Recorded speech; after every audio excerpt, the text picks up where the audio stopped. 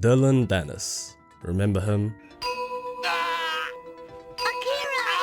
Yeah, me neither. From being one of the most talked about people on the internet to whatever he's gone back to doing now, Dillon Danis' fall back into irrelevance is a great example of why walking the walk is still the most important part of somebody's relevancy. As I'm sure you all know, Dillon Danis had a fight against the extremely well-liked YouTuber Logan Paul, but Dillon's decline in recent years starts a little bit earlier than that. June 14th, 2019. That was the last time Dillon Danis had been in a fight. After getting toilet papered in the face, he decided he wanted a piece of the YouTubers, so he'd signed to fight against the literal physical incarnation of knowledge, strength, and integrity himself, KSI. JJ was coming off 2 wins in one night against the UK rapper Swarms, who took the fight on a week's notice, and Pineda, this guy. Needless to say, he made mincemeat out of both of them. Going into the KSI fight, Dillon Danis was saying some concerning things. Who are you training with? Right now, I just train around different gyms. You don't have like a main head coach?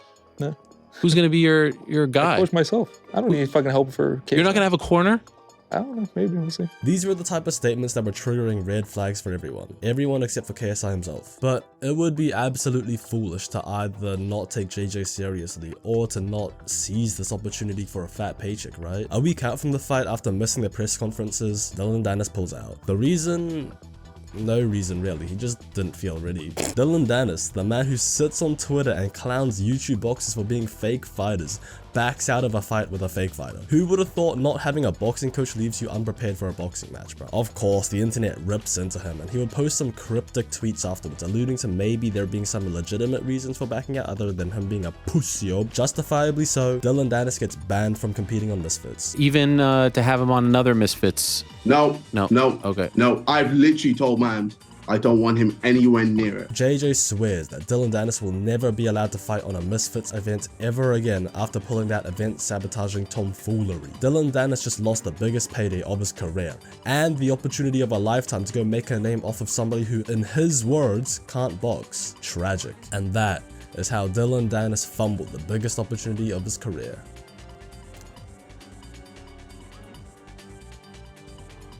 Wait, why is the video still rolling? 6 months later, Dillon Danis is fighting Logan Paul on another Misfits card.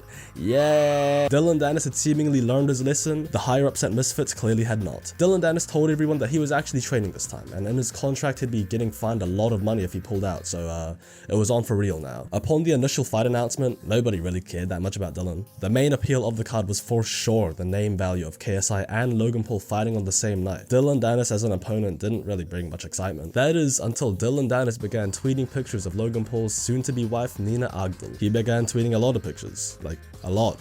Before we knew it, we were all invested into the fight because of Dillon Danis of all people. I guess the internet was upset that Logan Paul was stealing our wife, so for the first time ever, Dillon Danis had the people's support. Everything he tweeted got millions of impressions, everything he said was getting clipped up and going viral. It felt like this was Dillon's sick, twisted redemption arc, even though his redemption arc consisted of violating this girl that he'd never met. Nonetheless, Dillon Danis, after being hated for basically as long as we'd ever known him, he was finally getting the attention and support that he'd always wanted. We were first introduced to Dillon through Conor McGregor. He was in Conor's corner helping him with grappling. What I think ultimately led to Dillon's demise may have been his admiration of Conor. Now hear me out for a sec. Whenever you talk about mental warfare and the art of fight promotion, Conor McGregor is the clearest example of both. Dillon Danis proudly claimed multiple times that he was carrying all the fight promotion for the card. You should know how to promote a fight. You don't know how to promote I'm the one that built this fight. You haven't said Though he wasn't necessarily wrong, I think it all began getting to his head a little bit, and it gave him an overinflated perception of both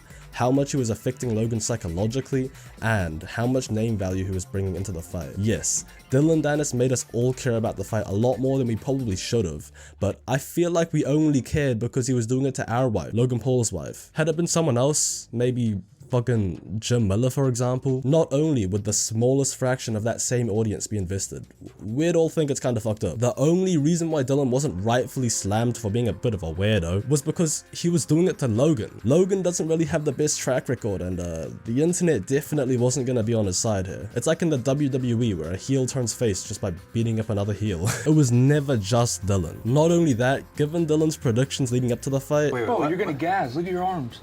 I'm gonna beat the shit out of you, bro. Yeah? Yeah, I swear to God. Will you do 8 rounds? Bro, look at your arms. You came in last like 2 minutes, so bro. will you do 8 rounds? Yeah, sure. Will you do, bro, your arms are Bro, not gonna last, bro. Look how big Yo, it is. yo, yo, look at look you at keep this. talking. It's just so funny because you're gonna gas. Bro, look at his arms. Like, it's gonna be so easy to gas. I can't wait. He most likely assumed that Logan was just going to come out guns blazing, swinging for the knockout because of the months of torment. And fighting, there's 3 ways to beat someone: psychologically, mentally, and physically. So I'm in his head. But the thing is, we've all seen the same videos as you, Dillon. We've all seen Conor do that to people and capitalize with a first round knockout. Trash talk rarely ever works nowadays. Maybe I'll make a video on it in the future, but all of us know the game now, including Logan, who's already experienced what it's like to gas out after blowing your wad in the first 2 rounds. There was no chance Logan was going to throw away this win that easily just by gassing out. Dillon thought he was the 2015 Conor, when he was actually the 2021 Conor. Joe Lee's wife!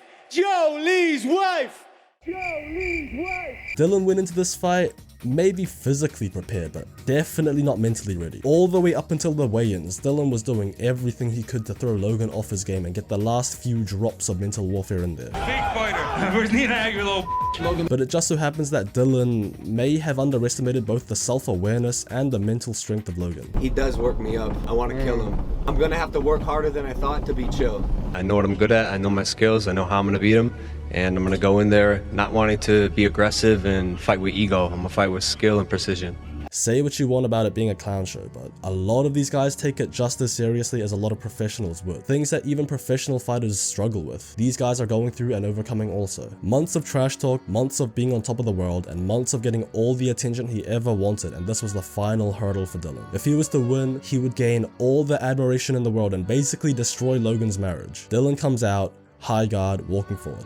Logan comes out, hands low and relaxed. Clearly, Dillon comes out praying for Logan to empty the gas tank while he sits behind his guard, minimizing the damage. The general game plan of trying to gas out Logan isn't a bad one, but not only did Dillon underestimate Logan's smarts, he also underestimated his own mental strength. Dillon was not willing to risk getting hurt in this fight, and if you aren't willing to take chances, then you have no chance. Dillon's like a weird amalgamation of his contemporaries, but like a really shitty one. Oh, Conor was able to put people off his game. I'll go in there and get my opponent off his game too, while posing literally zero threat to him. Oh, Nate Diaz gained some fans by doing some silly things against Jake. I'm gonna do it here too, even though unlike Diaz, who actually put in a good effort and took chances, I'm just gonna sit here like a pussy. If Dillon wanted to take Logan into deep waters and drown him like he alluded to a few times, he might have actually needed to trigger some responses from Logan. Instead, he walked up to Logan and threw nothing for like 3 rounds because he was shitting himself. Midway through the fight, Dillon realizes he might actually need to box in a boxing match, but by then, he'd already let Logan get into his groove and it was smooth sailing for the rest of the 8 rounds. Dillon does some goofy shit that probably doesn't go down the way he wanted it to, and that was the fight. Dillon teased the internet for months, just for the climax to be an embarrassing whimper. Dillon had all the power in his hands for a moment. Had he won that fight, right now, he'd still be in every single news headline. The excitement for his MMA return would be crazy. We'd be waiting on Logan's wedding to see Dillon as the best man. He had the opportunity of a lifetime. His 8 Mile moment. Palms are sweaty, knees weak, arms are heavy. He had one shot, one chance, one opportunity, and he blew it. Not even one chance, 2 chances. The universe gave him 2 chances and he blew it both times. There's a quote from somebody who was a big supporter of Dillon in the build-up, and it goes something like, "There's only 2 ways to learn lessons, hard and harder. If you're smart, you take it the hard way.